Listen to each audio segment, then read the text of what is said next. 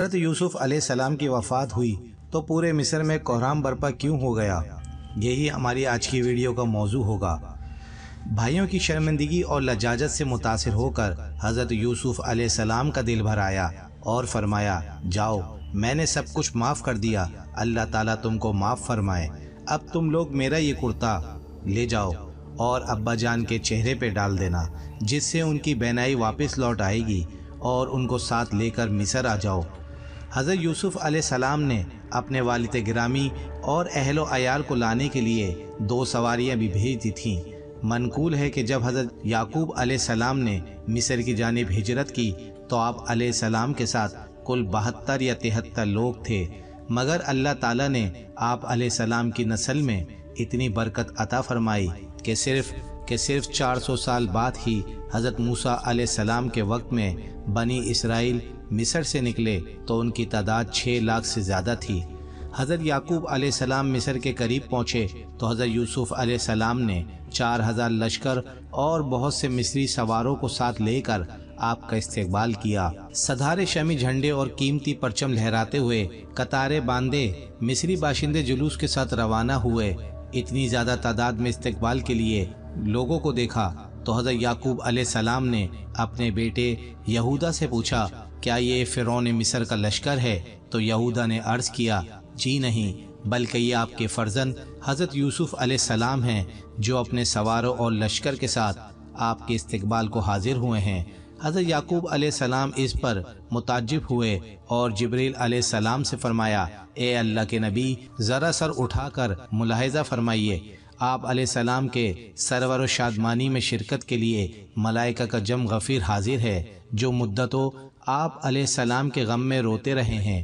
ملائکہ کی تسبیح اور گھوڑوں کی ہنہناٹ اور طبل بوق کی آوازوں نے عجیب سماع پیدا کر دیا تھا۔ جب باپ بیٹا دونوں قریب ہو گئے تو حضرت یوسف علیہ السلام نے سلام کا ارادہ کیا، مگر حضرت جبریل علیہ السلام نے کہا، آپ ذرا توقف کیجئے اور اپنے پدر گزرگوار کو رکھتے انگیز سلام کا موقع دیجئے۔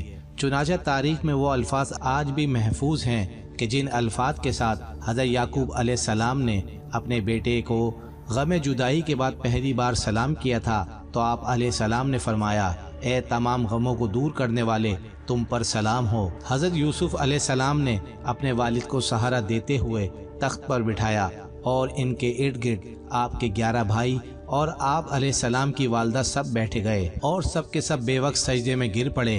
اس پر حضرت یوسف علیہ السلام نے اپنے والد بزرگوار کو مخاطب کر کے فرمایا، اور یوسف نے کہا، اے میرے باپ، یہ میرے پہلے خواب کی تعبیر ہے، بے شک اسے میرے رب نے سچا کیا، بے شک اس نے مجھ پر احسان کیا اور مجھے قید سے نکالا اور آپ سب کو گاؤں سے لے آیا، بعد اس کے کہ شیطان نے مجھ میں اور میرے بھائیوں میں ناچاکی کرا دی تھی۔ بے شک میرا رب جس بات کو چاہے آسان کر دے، بے شک وہی علم و حکمت والا ہے۔ سورہ یوسف القرآن یعنی 11 بھائی ستارے ہیں، میرے والد سورج اور والدہ چاند کی مانند ہیں، اور یہی خواب آپ علیہ السلام نے بچپن میں دیکھا تھا۔ یاد رہے اس وقت تک کی شریعت میں سجدہ تعظیم جائز تھا، جیسا کہ فرشتوں نے حضرت آدم علیہ السلام کو سجدہ کیا اور اس کے بعد میں منسوخ کر دیا گیا تھا۔ روایت میں ہے کہ مصر تشریف لانے کے کچھ عرصے بعد ہی حضرت یعقوب علیہ السلام وفات پا گئے۔ والد کی وفات کے بعد حضرت یوسف علیہ السلام 23 سال تک حکومت فرماتے رہے۔ اس کے بعد آپ علیہ السلام کی وفات بھی ہو گئی۔ آپ کی وفات کے بعد علیہ السلام کی تدفین کے بارے میں سخت اختلاف پیدا ہو گیا۔ ہر محلے والے حصول برکت کے لیے اپنے ہی محلے میں دفن پر اصرار کرنے لگے۔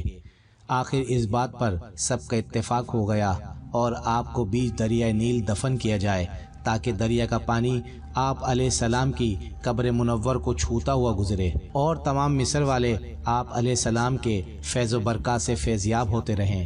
چنانچہ آپ کو سنگ مرمر کے صندوق میں رکھ کر دریائے نیل کے بیچ میں دفن کیا گیا، یہاں تک کہ آپ علیہ السلام کی قبر پر نور 400 برس تک دریا نیل کے پانیوں کو شفایاب کرتی رہی۔ 400 سال بعد حضرت موسیٰ علیہ السلام نے آپ علیہ السلام کی قبر مبارک کو کھود کر اور تابوت کو نکال لیا۔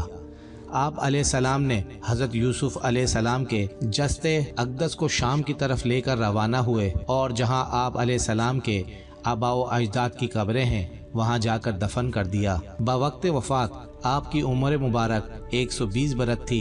अल्लाह पाक ने उनकी मरकत पर करोड़ों रहमतों का नज़ूल फरमाए और हमें इनके ज़िक्र खैर के सदक़े में नेक लोगों में शामिल फरमा ले, आमीन। दोस्तों, चैनल को सब्सक्राइब करें, वीडियो को ज़्यादा से ज़्यादा शेयर करें। जज़ाकल्लाह।